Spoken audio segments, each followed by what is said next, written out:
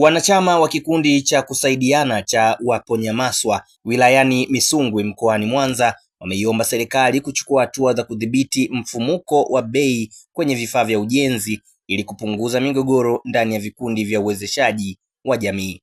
Wamesema kupanda kwa bei kumeathiri ufanisi wa vikundi hivyo, hatua inayoathiri ushirikiano na kasi ya utekelezaji wa malengo yao, ikiwemo kushiriki kikamilifu katika kampeni ya kitaifa ya ujenzi wa makazi bora, toa nyasi weka bati. Kwa mujibu wa wanachama hao, udhibiti wa bei utaongeza uwezo wa wananchi kujenga makazi salama na kudumisha umoja na maendeleo ya miradi ya kijamii. Kikundi chetu cha Waponyamaswa lenye maana ya kutupa nyasi kuweka bati, kuondokana na makazi duni ya nyumba za nyasi.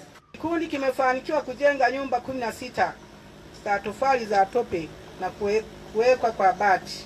Kikundi kimefanikiwa kujenga nyumba 12 bora za kisasa zilizojengwa kwa tofali za bloko na choma, aidha maboma 5. Wakati mwingine tunateseka kwenda kupiga kibarua kwa mtu tupate mradi mkubwa au tupate pesa kwa ajili ya kujenga mwenzetu. Tunaenda kupiga vibarua kama kikundi, tunapewa, tunanunua mifuko ya simenti. Kwa kweli inatuathiri sana katika maendeleo ya jamii, na hususan sisi ambao tunaishi huko kwenye maeneo ya vijijini. Unga mkono jitihada za ujenzi wenu kwa mifuko 15 ya saruji.